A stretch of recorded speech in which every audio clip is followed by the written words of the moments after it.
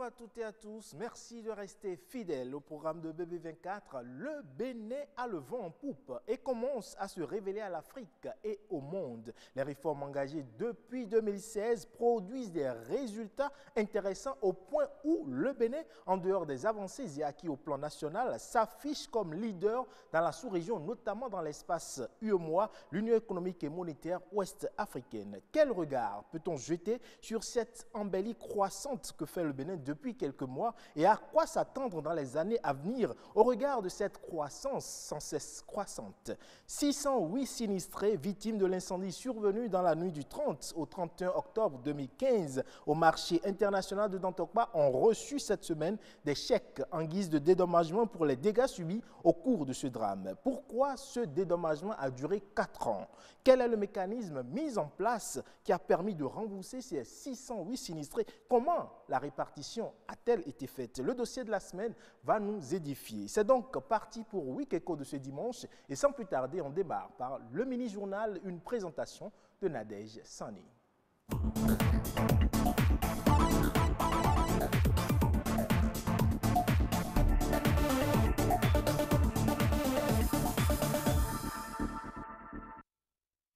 Bonjour à tous et bienvenue dans le mini-journal sur Week Echo. Il faut une cohabitation étroite entre les métiers de la mode. C'est un véritable travail d'équipe. Qu'ils soient stylistes, modélistes ou encore brodeurs, chacun joue un rôle bien spécifique pour le bonheur de la clientèle. Après plusieurs années d'exercice, le renforcement de capacité s'avère indispensable. Quelques-uns ont suivi une formation pour parfaire leurs connaissances. Edwige Agosso, Gloria Oni. Couturières et brodeuses, des artisanes qui se complètent. Une couturière découpe et coud les tissus. Une brodeuse décore à l'aide des dessins des tenues déjà cousues par les couturières. Un styliste modéliste est différent d'un styliste brodeur. Et la différence est que le styliste modéliste, il est là pour créer des modèles. Le styliste modéliste couturier, c'est celui qui peut créer un modèle et le réaliser. Alors qu'un brodeur, c'est ceux qui font la broderie. La machine est très différente d'une machine de couture. Ils sont là pour nous compléter, pour faire quelques designs dans nos tenues à coudre. Des brodeuses et des couturiers ont été sélectionnés par le ministère de la Famille et de la Promotion sociale pour se perfectionner et renforcer leur savoir-faire. Nos clients vont gagner le meilleur de ce que nous venons d'apprendre. C'est vrai qu'en temps, on arrivait à les satisfaire, mais maintenant, ce sera encore le meilleur des meilleurs.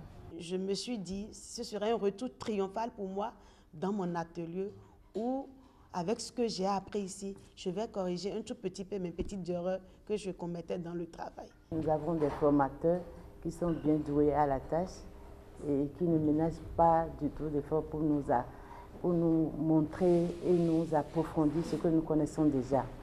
Et avec ça, je crois qu'au retour dans nos ateliers respectifs, on pourra donner le meilleur de nous-mêmes. Ce qu'on ne faisait pas avant, on va l'améliorer avec nos apprentis et les clients seront aussi satisfaits de ce que nous aurons fait.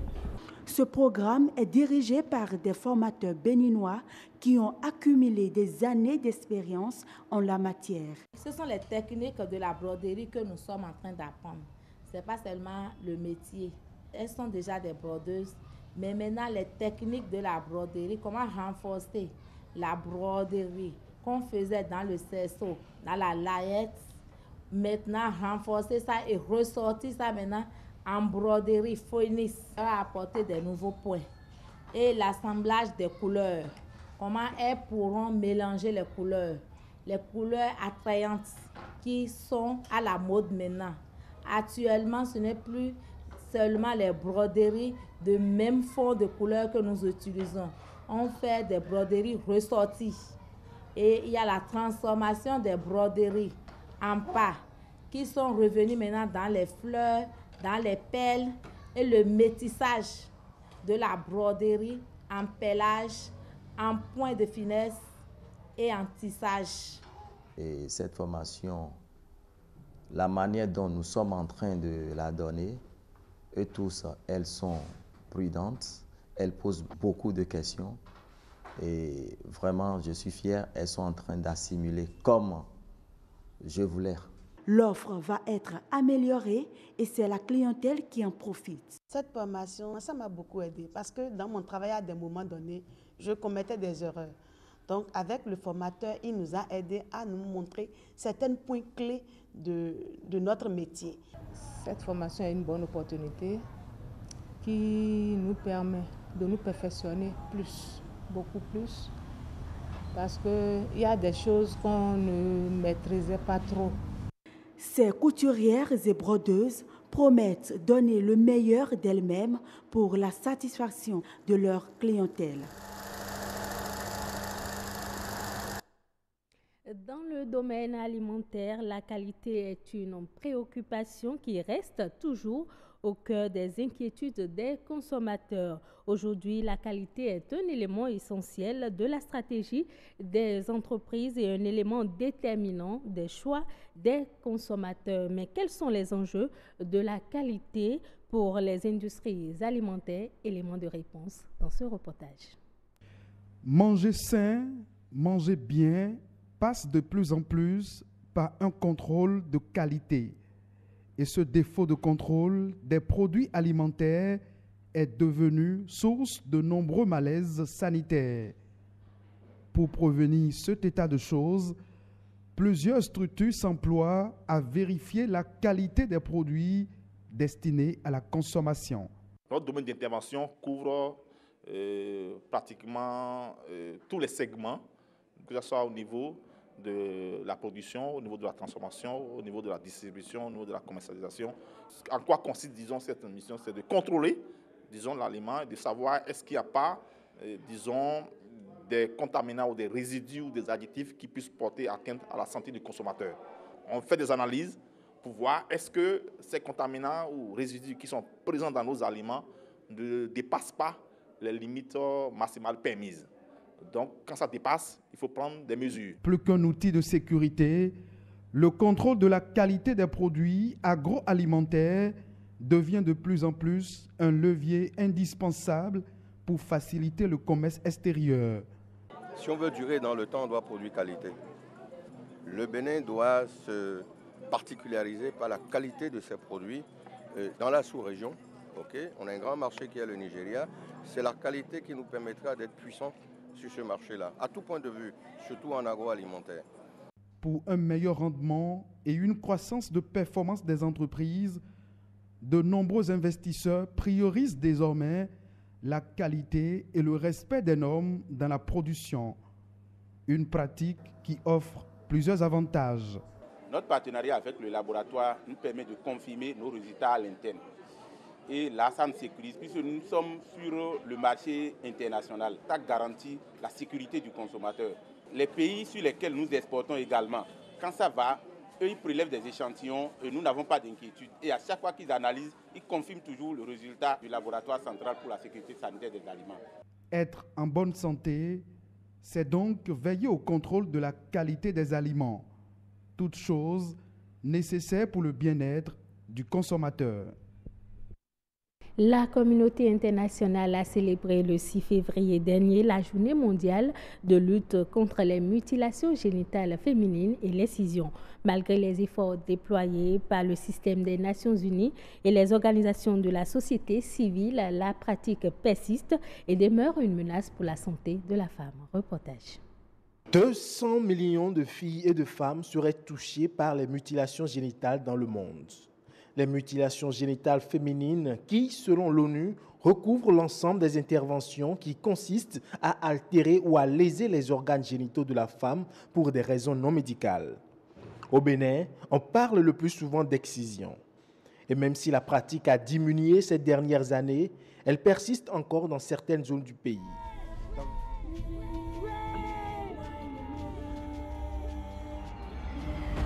Dans le septentrion, les chiffres sont alarmants. Plus de 30% des filles sont victimes de mutilations génitales.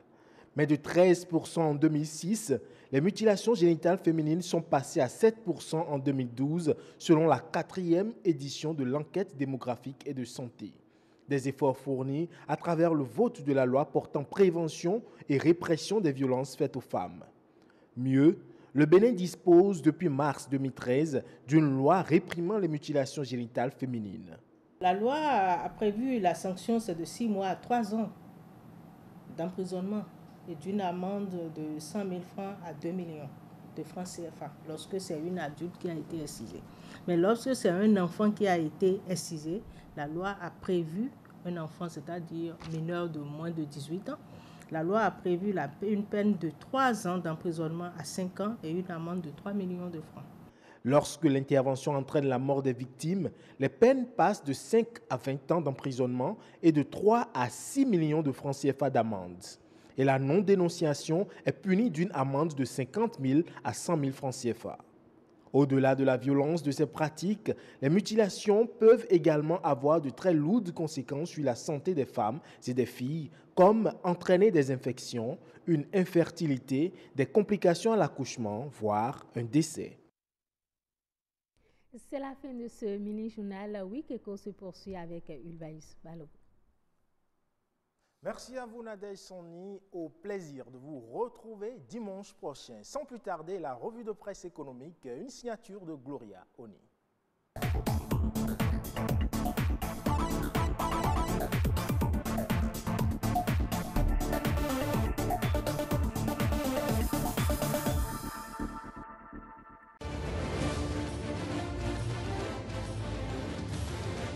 Bonjour à tous et merci d'avoir pris le rendez-vous de la revue économique sur Wikeko. Nous démarrons ces informations économiques par la performance du Bénin reconnue et saluée par l'Union économique et monétaire ouest-africaine UEMOA. La nation met en manchette mise en œuvre des réformes et politiques dans l'UEMOA, un record de 80,2% pour le Bénin. Le journal explique que le Bénin affiche un taux de mise en œuvre des réformes de 80,2% en 2018 contre 63,7% en 2017. Un record de performance jamais égalé dans aucun pays de l'Union depuis l'institution de la revue en 2013, a déclaré le président de la commission de l'UEMOA, Abdallah Boureima. Le matinal, dans cette même dynamique, met en manchette performance économique dans l'espace UEMOA. Talon et Ouadani battent le record.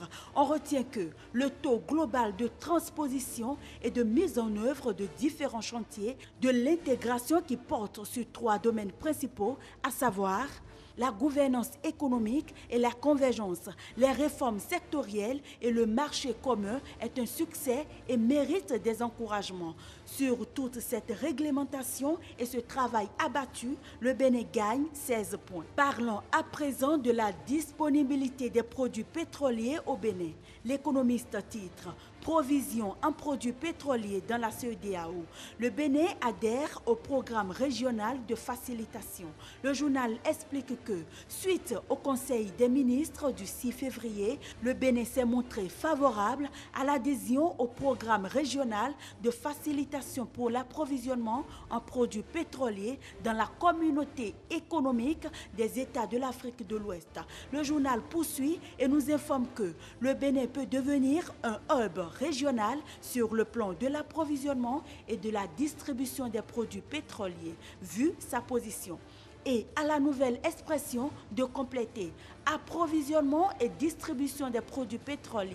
Le Bénin bientôt une plateforme régionale. Le journal explique que c'est une opportunité qui apportera encore plus d'oxygène à l'économie nationale, sans oublier les perspectives d'emploi pour de nombreux jeunes. Développement des infrastructures routières. Les populations du Koufo bientôt soulagées de leur peine.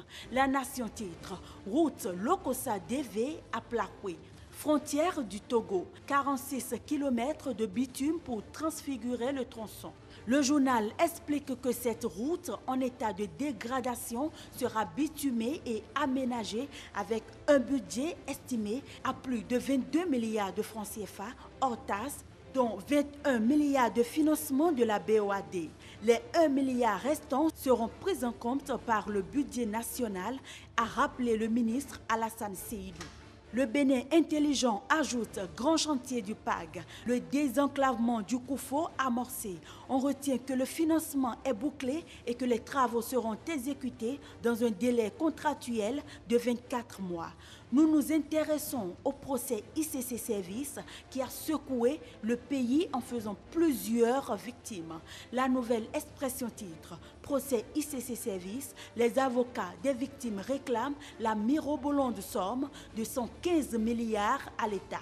On retient du journal que, après 2 mois devant la Cour de répression des infractions économiques et du terrorisme, la Cour ordonne le dégel des 252 millions consignés au greffe et des 275 millions consignés au Trésor public, ainsi que la vente de plus de 150 immeubles appartenant aux promoteurs. Fraternité dans ce même ordre d'idées renchérit. Fin du feuilleton ICC Service, le verdict de la Criette. Les frais issus de la vente des 150 immeubles appartenant aux promoteurs d'ICC Service serviront à rembourser les victimes. Du social pour finir, les sinistrés du marché d'Antopa retrouvent le sourire. Bénin intelligent titre. 3 ans après l'incendie de Dantopa, plus de 778 millions distribués. Le journal explique que 608 sinistrés de l'incendie de 2015 ont poussé un ouf de soulagement après avoir reçu le chèque afin de reconstituer leur capital. La nation, dans cette même dynamique, titre remise de chèques aux sinistrés de l'incendie du marché d'Antopa, 608 sinistrés indemnisés. Le journal ajoute que chaque sinistré a reçu un chèque d'une valeur de plus d'1 million de francs CFA. Et c'est là-dessus que prend fin cette revue sur Wikeko. Merci de m'avoir suivi et à dimanche prochain.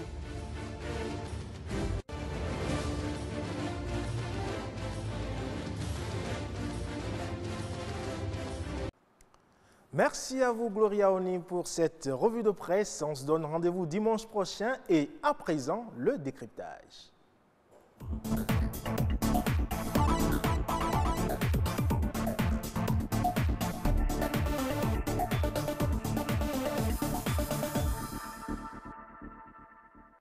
Le Bénin affiche un taux de mise en œuvre des réformes de 80,2% en 2018 contre 63,7% en 2017 dans l'Union économique et monétaire ouest-africaine. Un record de performance, dit-on, jamais égalé qui témoignerait des progrès significatifs acquis en termes de consolidation et de modernisation de l'exercice d'évaluation des réformes et projets communautaires. Et je le disais, quel regard peut-on porter sur cette embellie que connaît le Bénin depuis quelques mois? 2 confrères sont avec moi ce matin pour analyser cela. Olivier Alotchemin. Olivier, bonjour. Bonjour Yves et bonjour à tous les amis téléspectateurs. Vous allez bien? Ça peut aller. À vos côtés, je reçois Nelson Avademe, journaliste également. Nelson, bonjour. Bonjour Yves et bonjour à tous les téléspectateurs de BB24. Merci à vous. Nelson, on dit un taux de mise en œuvre des réformes communautaires de plus de 80%. Comment appréciez-vous cela? Je ne suis pas pourtant vraiment surpris parce que, vous savez, depuis 2016, à l'avènement du président Patrice Talon à la tête de notre pays, il a dit que son mandat était un mandat de réforme. Et donc, depuis 2016, le gouvernement s'emploie à faire des réformes dans divers secteurs, dans le secteur économique, dans le secteur des transports, dans le secteur agricole. Dans divers secteurs, nous constatons qu'il y a de profondes réformes qui sont mises en œuvre depuis 2016. Et donc, c'est le fruit de ces réformes qui sont mises en œuvre depuis 2016 qui, certainement, a donné ce taux-là. Et donc, je pense qu'il y a un travail qui a été fait, qu'il ne faut pas considérer ce taux de 80% comme une panacée, comme une fin en soi, mais qu'il faut continuer, maintenir la barre des réformes pour que nous puissions véritablement dépasser ce taux. Donc je dis, ce taux est normal parce que nous sommes dans un mandat de réforme et les mandats s'opèrent dans différents secteurs d'activité. Alors Olivier, il paraît que c'est l'un des forts taux jamais égalés dans l'espace UEMOA. Bon, déjà il faut qu'on s'entende sur ces performances. C'est des performances qui proviennent des réformes de l'UEMOA. C'est des réformes que l'UEMOA a édictées depuis des années, mais qui étaient en stand-by par les États. Et la dernière revue a donné le Sénégal comme premier au plan de la transparence budgétaire, par exemple.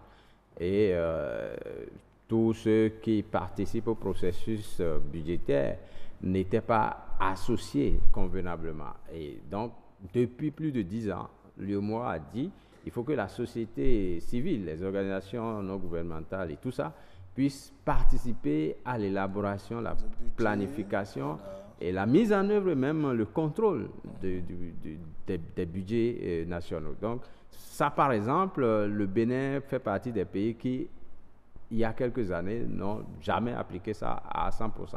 Alors qu'aujourd'hui, aujourd'hui, c'est le cas. Et, par exemple, sur ce volet transparence budgétaire, le Bénin est premier. Alors qu'il y a 3 ans environ, c'était le Sénégal. Donc, aujourd'hui, le Bénin, sur 15 étapes de réalisation du budget, le Bénin fait participer la société civile à 10, alors que la moyenne communautaire est de 2 étapes. Donc, vous voyez que c'est des réformes, évidemment, mais c'est des choses qui existaient depuis longtemps et que les États rechignaient à appliquer. Alors, quand on parle là, ce dont vous parlez de transparence budgétaire, c'est la preuve que la gouvernance économique est un peu plus, on va dire, un peu plus fluide, un peu plus respectée. Bon, par rapport à la transparence budgétaire, sur ce volet-là, l'UEMOA demande, et les institutions internationales, le FMI et la Banque mondiale demandent que, oui, les cadres des ministères et autres fassent des projections macroéconomiques et tout ça, qu'ils fassent des allocations de ressources selon les besoins et tout ça, mais que la société civile participe, que les médias, par exemple, participent à tout le processus, du début jusqu'à la fin, même jusqu'aux lois de règlement. Cela n'a jamais été fait. Enfin, ça s'est fait, mais de façon vraiment très, très marginale. Cette fois-ci, c'est systématisé. C'est systématisé. Donc, on peut dire que là-dessus, franchement, nous avons fait un grand bond en avant. Un grand bond en avant par rapport à ce volet-là. Et ce qui fait que moi, on peut tout dire, on peut dire qu'il y a peut-être une mauvaise gouvernance, etc. Mais sur le plan budgétaire, nous sommes en avance dans notre zone ici. Nous sommes largement en avance. Ce qui est l'un des déterminants de ça, c'est les lois de règlement qui sont votées systématiquement. C'est-à-dire à la fin de chaque exercice, le Parlement vote une loi pour analyser, n'est-ce pas, l'exécution concrète de la loi des finances passée. Ce qui n'était pas du tout le cas il y a quelques années. Voilà. Alors, Nelson, ce n'était pas le cas il y a quelques années. Aujourd'hui, la société civile participe à l'élaboration du budget, les médias ainsi que tous les secteurs. Alors, est-ce la preuve là d'une gouvernance saine? Oui, c'est d'abord une volonté manifeste, je pense, du gouvernement à faire les choses dans les règles là. Olivier le rappelait tout à l'heure, si il y a de cela quelques années, une dizaine d'années en arrière, aucune de ces recommandations n'est respectée. Et donc aujourd'hui, si le pouvoir en place fait le choix, tant bien que mal, de respecter, de mettre en œuvre un certain nombre de recommandations, je crois que c'est une volonté d'aller vers de l'avant. Maintenant, on peut trouver à redire sur un certain nombre de paramètres. Je suis d'accord que tout n'est pas rose, mais déjà, cette volonté qui est affichée, moi, ma foi, me réconforte et me fait dire qu'on peut encore travailler. Il ne faut pas dormir sur ses lauriers, il faut continuer. Quand vous dites que tout n'est pas rose, qu'est-ce qui n'est pas rose? Oui, si sur 15, je dirais, la moyenne, il a dit tout à l'heure, la moyenne est de 15, et que le Bénin en arrive à faire 10 sur 15. Je crois qu'il faut aller au-delà. On est capable de faire les 15 sur 15. Et donc, il ne faut pas dire parce que nous avons fait 10, on peut déjà se contenter de dire nous sommes premiers dans la sous-région, on peut s'arrêter en si bon chemin. Non, on est capable de faire 15 sur 15. S'il y a des recommandations qu'il faut respecter, il faut les respecter à la lettre. Donc, je pense que c'est pour cela que je disais tout à l'heure que tout n'est pas rose.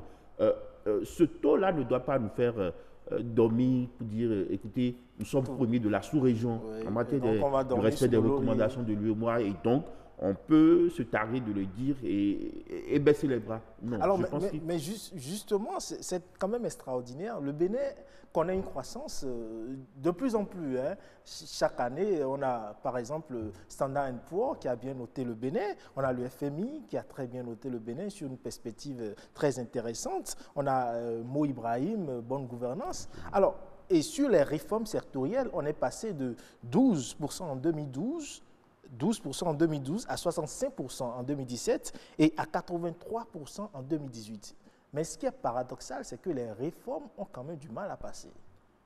Oui, dans aucun pays au monde, vous n'allez jamais voir des réformes passer comme une lettre à la poste. Ce n'est pas possible. Parce que la mise en œuvre des réformes vient, je dis, changer les habitudes. Et donc, déjà, vous constatez que les gens sont braqués. Il y a une certaine résistance par rapport à la mise en œuvre des réformes. C'est normal. Mais la politique de l'État, la politique de mise en œuvre, la politique de développement de l'État, c'est le gouvernement qui la met en œuvre. Et donc, le gouvernement, vaille que vaille, malgré les résistances, met les réformes en œuvre. Moi, je crois qu'à un moment donné, il fallait s'arrêter, se regarder en face et dire, est-ce que nous allons continuer à fonctionner comme ça ou nous nous arrêtons, nous faisons le bilan et nous changeons les choses. Aujourd'hui, je crois que on s'accorde à dire qu'il y a un certain nombre de choses qui est fait. Regardez par exemple la facilitation par rapport à la création d'entreprises. C'est quelque chose qui est merveilleux. Plus de 25 000 entreprises créées en 2018. Absolument. Aujourd'hui, vous pouvez très facilement créer une entreprise. Ce n'était pas le cas il y a de cela quelques années. L'impôt qui est assujetti aux petites et moyennes entreprises, cela a été revu.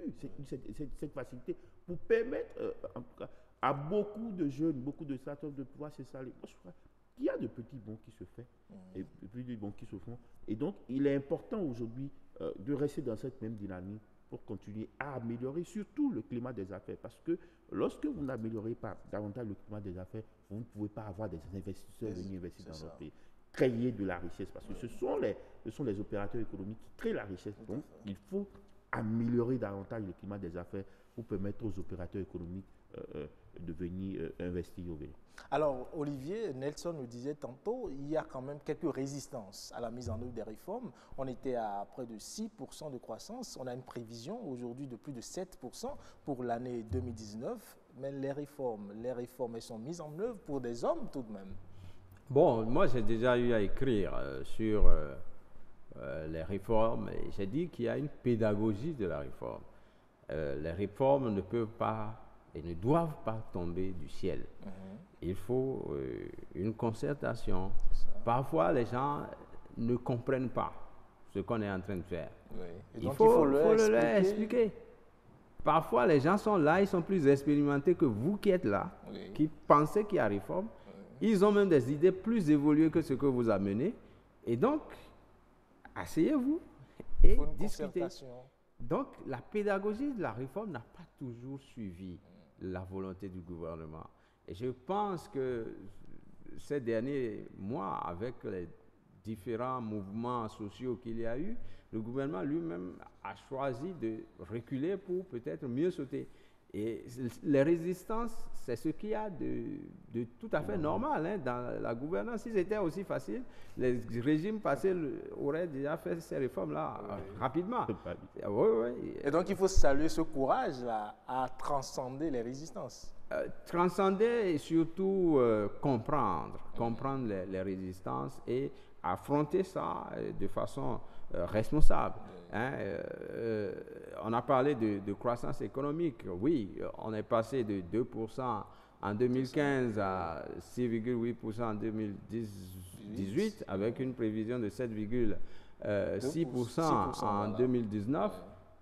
C'est bon, mais on sait que ce genre de croissance n'amène pas forcément le développement. Justement, il y a les bonnes dames des marchés qui quand même continuent de se plaindre. Bien sûr, la croissance économique n'est pas un vecteur de développement intrinsèque.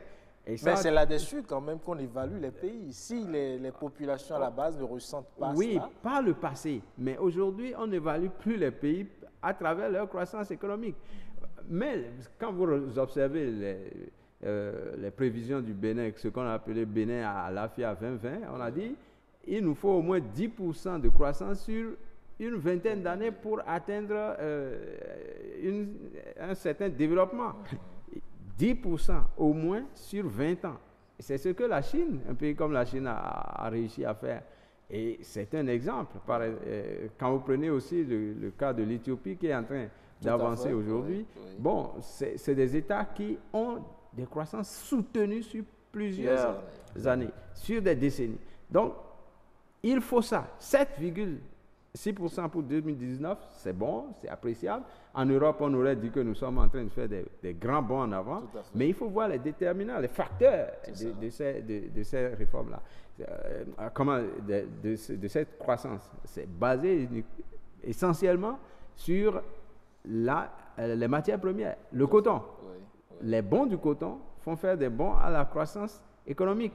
Donc, nous sommes un pays en monoculture d'exportation, ce qui est dangereux pour une économie. Donc, la réflexion doit viser à avoir au moins 2 ou 3 produits. Il y a des secteurs quand même qui sont mais les efforts sont encore timides. Les efforts que moi je vois sont encore timides. Quand vous prenez un pays comme la Côte d'Ivoire, eh bien, vous prenez la Côte d'Ivoire, anacarde, palmier, cacao, tout ça, ils sont premiers partout. Hein, même dans le coton. Hein. Alors, nous, les bas un peu on dans est premier en coton aujourd'hui. On mais était premier il y a quelques années dans le palmier. Voilà, et ils nous ont largement battus. Mais nous parlons de l'UEMOA. Effectivement, les règles communautaires de convergence économique ont été respectées par le Bénin. La question se pose de savoir si les autres pays respectent. Est-ce que, comme nous permettons aux Burkinabés de venir vendre au Bénin leurs tomates et autres, est-ce qu'en retour, nous faisons...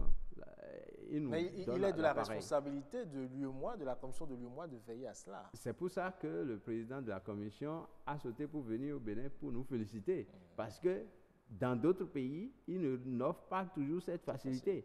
À l'heure où je vous parle, aux frontières entre le Bénin et le Nigeria, il est presque impossible de vendre. Moi, j'ai fait une enquête sur la région de Save, Okeo et consorts. Vous avez... toute l'économie s'est arrêtée parce que le Nigeria empêche les produits du Bénin d'aller sur son territoire. C'est un gros problème. C'est vrai que le Nigeria ne fait pas partie de l'UEMOA, mais toute l'économie transfrontalière est sinistrée dans la zone. Nous facilitons, l'entrée des produits étrangers, nigériens, togolais et autres. C'est pas réciproque. Mais c'est pas réciproque. Pas plus tard qu'hier ou avant-hier. Qu'est-ce qu'il aurait fallu faire si ce n'est pas réciproque?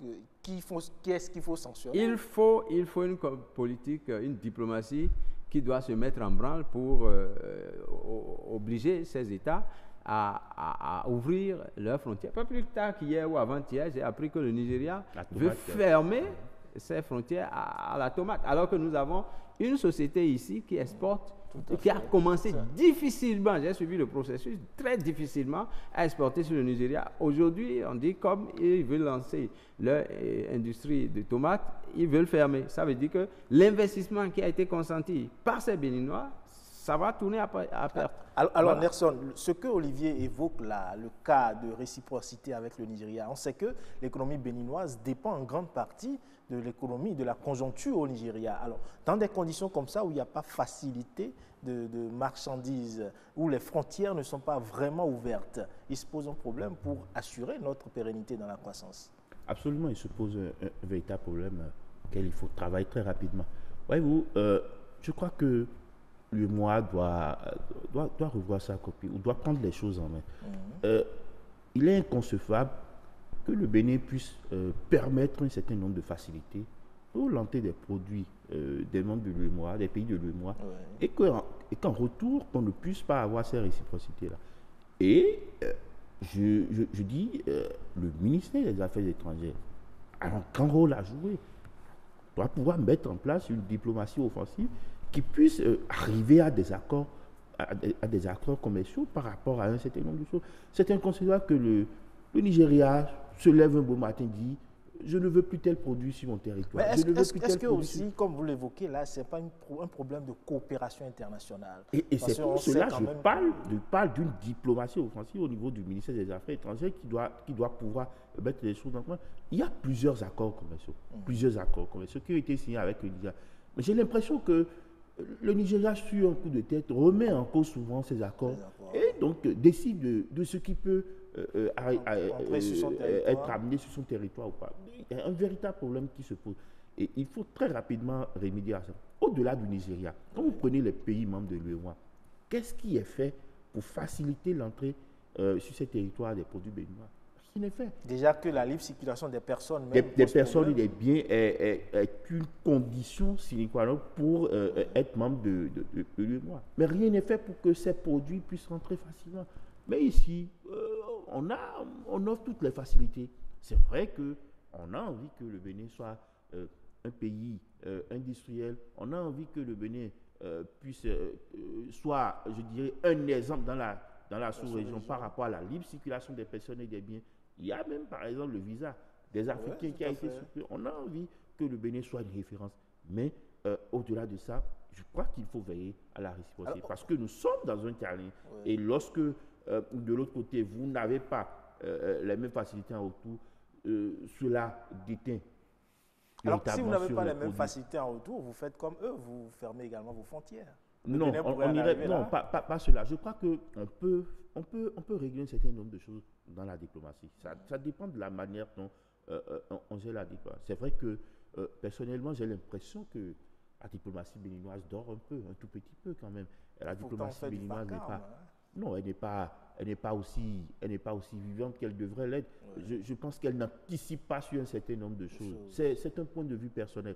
Et donc, je crois qu'il faut prendre désormais les choses en main, solliciter les cadres à divers niveaux, ceux qui ont été formés pour le jeu, parce qu'il est inconcevable que le Bénin puisse dépenser beaucoup de ressources dans la formation de ces cadres et que des diplomates et que ces cadres ne puissent pas avoir la possibilité d'exercer véritablement le métier. C'est un gâchis. Et donc, je pense qu'il faut solliciter les cadres à divers niveaux, ceux qui sont compétents pour que le travail puisse être fait. Je suis convaincu que si nous nous mettons ensemble, nous avons la capacité d'y arriver. Alors, Olivier, un problème de coopération internationale, le Bénin n'anticipe pas forcément sur ce qui peut arriver. Vous avez trouvé le mot, hein? Le Bénin n'anticipe pas. J'ai parlé de Kéo, j'aurais pu parler aussi de Malanville. Actuellement, entre la frontière nord du Bénin, au niveau de Bodjekali, Madekali, là-bas, il y a une baisse drastique de la circulation des marchandises entre le Bénin et le Nigeria. Pourquoi c'est comme ça? C'est parce que mais c'est toujours avec le Nigeria que le problème se pose. Bien sûr, nous ne sommes pas les seuls. Hein. Les Nigérians quittent leur pays pour aller créer des entreprises au Ghana. Ils sont très nombreux à créer des entreprises au Ghana. Mais il est très difficile aux Ghanéens de venir créer des entreprises au Nigeria. Donc, la même chose, il y a une ou 2 semaines, la Côte d'Ivoire s'est plainte de la situation parce qu'il y a des entreprises nigérianes installées ou qui font du commerce en Côte d'Ivoire, mais la réciproque n'est pas possible. Vous voyez. Alors, dans ces conditions, qu'est-ce qu'il faut faire? Qu'est-ce que le Bénin En fait, c'est les règles de la CEDEAO que le Nigeria foule aux pieds. Et malheureusement, nous sommes dans un espace communautaire où notre argument principal pour attirer les investisseurs au Bénin, c'est de dire nous sommes à côté d'un marché, etc. Mais quand les investisseurs arrivent, quand ils tentent de percer, ils se rendent compte que voilà. Alors donc, il faut, Nelson le disait, il faut réfléchir à la mise en œuvre de la coopération. Il faut effectivement que nos gouvernants puissent réfléchir à la question. Mais j'ai l'impression que pour le moment, on laisse faire.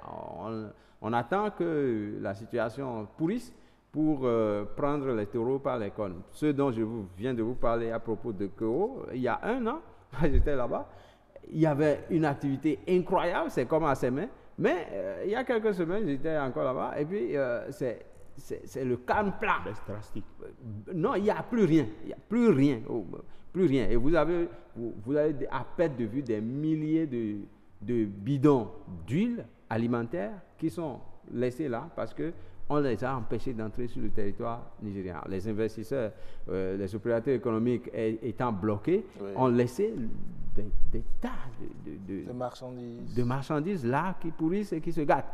Vous voyez, et c'est la même chose ailleurs, à Kilibor, etc. Donc, le Nigeria nous tient.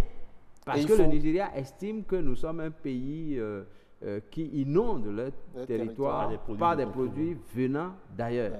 Et si donc nous pouvons nous-mêmes produire sur place, eh bien, ils sont prêts à nous ouvrir les frontières. Merci à vous, cher confrère Olivier Alotiémin, journaliste à l'événement précis. Oui. Avec vous, j'étais avec Nelson Avademe, journaliste au quotidien Le Matinal. C'est exact. Merci beaucoup. On retient qu'au plan économique, il y a des raisons d'espérer, mais qu'il faut encore que le Bénin renforce son offensive envers les pays de la sous-région. Merci à vous, chers confrères.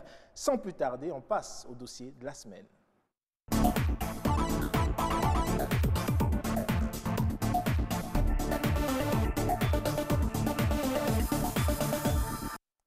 Après plus de 3 ans, le dossier des sinistrés du marché d'Antokpa vient de connaître son épilogue. Cela grâce à plus de 778 millions de francs CFA débloqués pour soulager les sinistrés et ainsi leur permettre de relancer leur activité économique. On en parle, mais avant, on suit cet élément.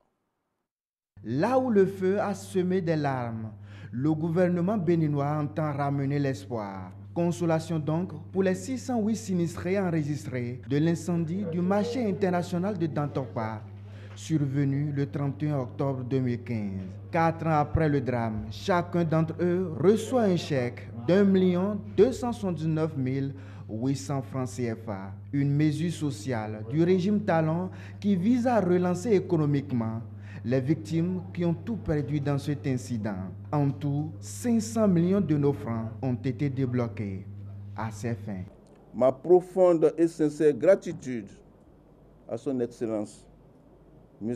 Patrice Talon, président de la République, pour le caractère hautement social, teinté d'humanisme que revêt sa décision de faire débloquer 500 millions au profit des sinistrés. Une action qui est intervenue, j'en suis sûr, à un moment où plus aucun espoir n'était permis. Cette décision salutaire qui vient boucler définitivement ce dossier témoigne une fois encore du grand sens d'écoute du chef de l'État et de son attachement aux questions touchant au mieux-être de nos citoyens. Je puis vous assurer de la détermination du gouvernement, du président Patrice Talon à accompagner nos populations et toute initiative de promotion de valeurs humaines dans le cadre des orientations stratégiques pour le développement de notre pays. La justice sociale est le gage du développement durable d'une nation. L'on ne saurait donc parler de réel développement bénéfique à tous lorsque la population croule et gémit sous le poids de l'injustice et de divers fléaux sociaux.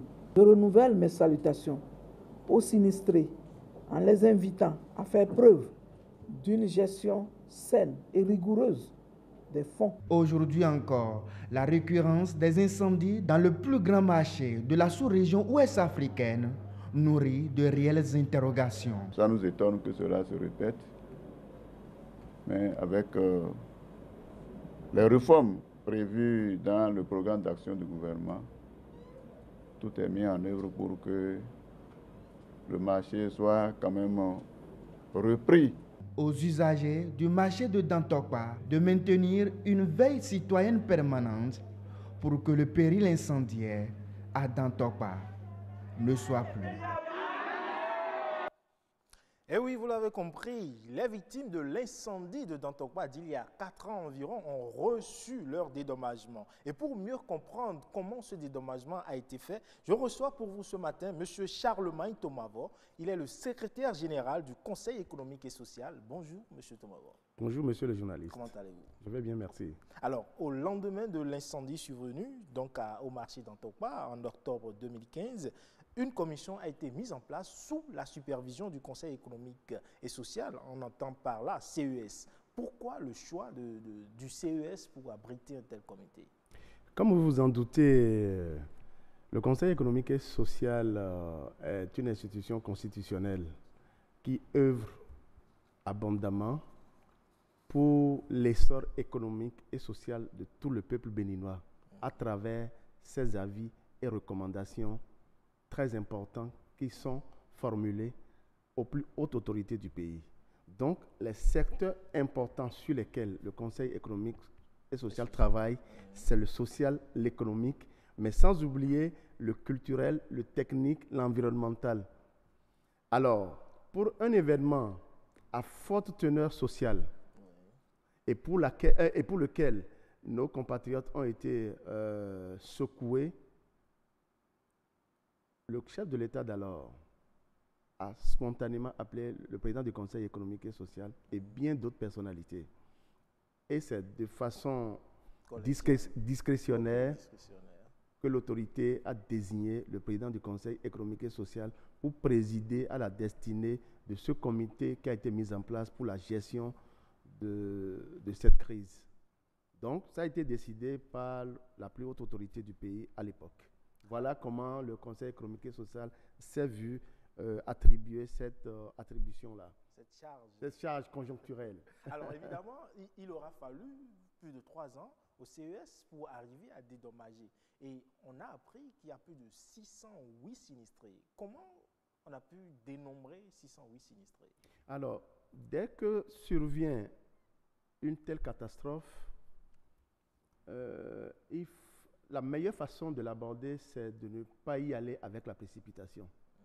C'est pourquoi, au sein du comité, je voudrais au passage donc rappeler les structures membres du comité de mobilisation des ressources au profit des sinistrés.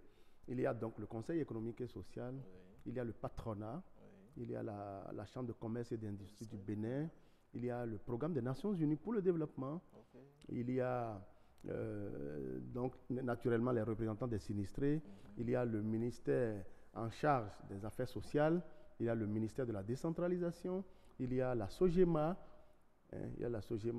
et l'Agence nationale de protection civile, il y a l'autorité nationale de lutte contre la corruption.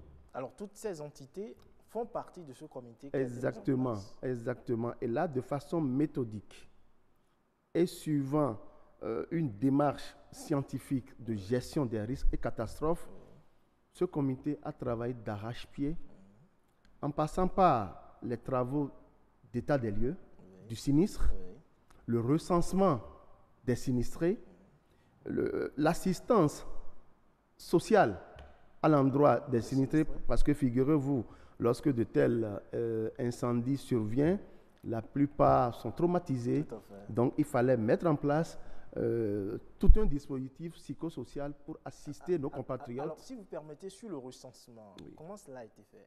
Alors, le recensement a été fait en mettant en place des équipes.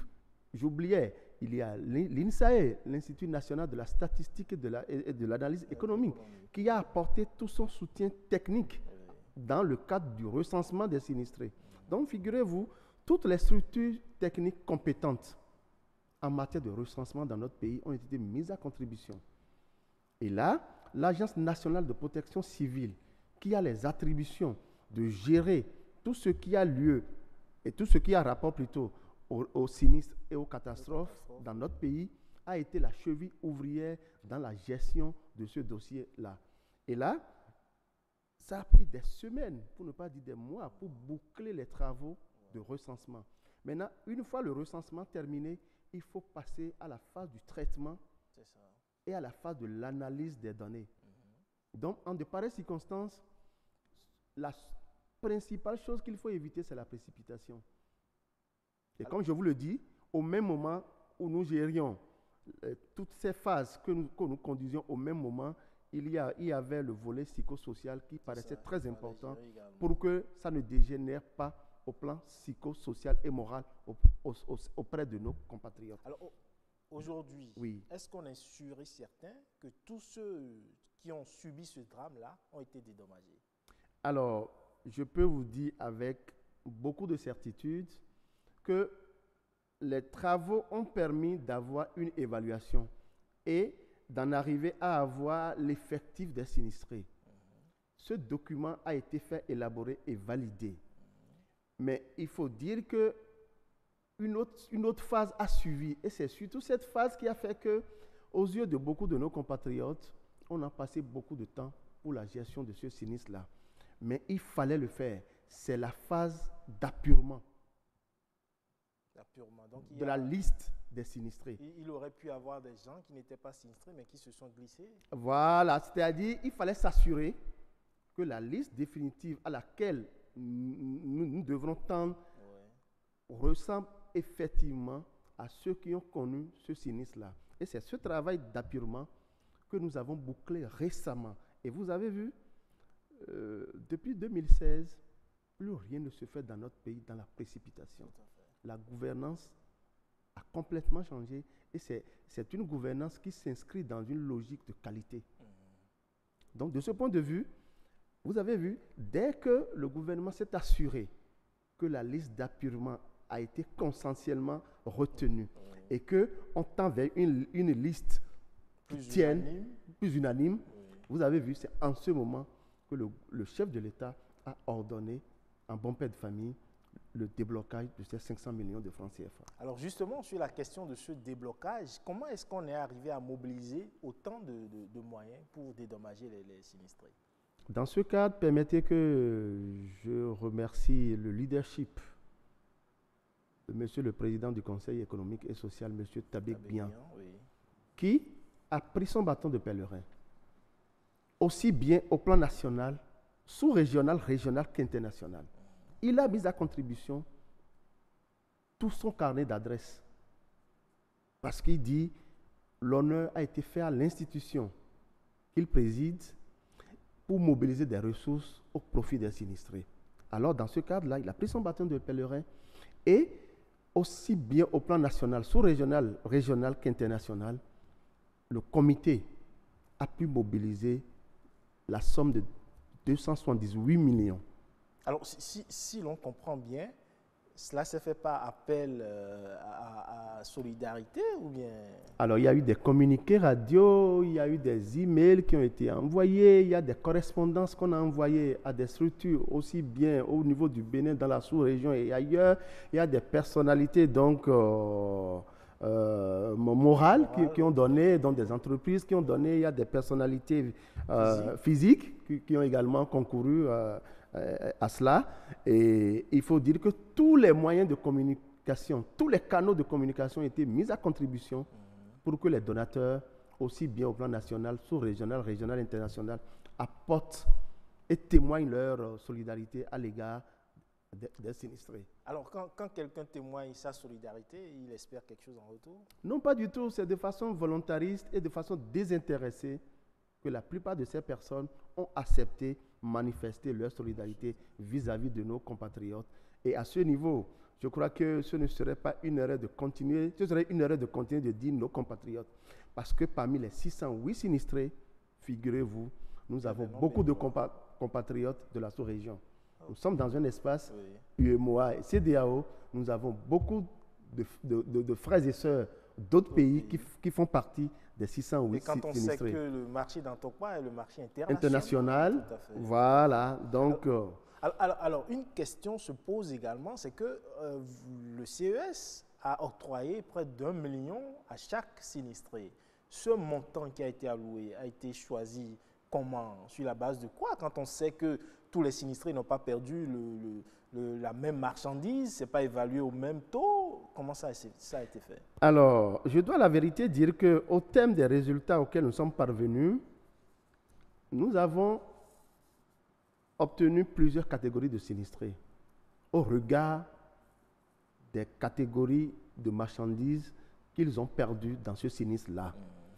Et le calcul qui a été fait sur la base d'une application informatique qui, au terme des différentes catégories de sinistrés, a procédé donc à la répartition du montant. Au point où, dès que vous mettez le montant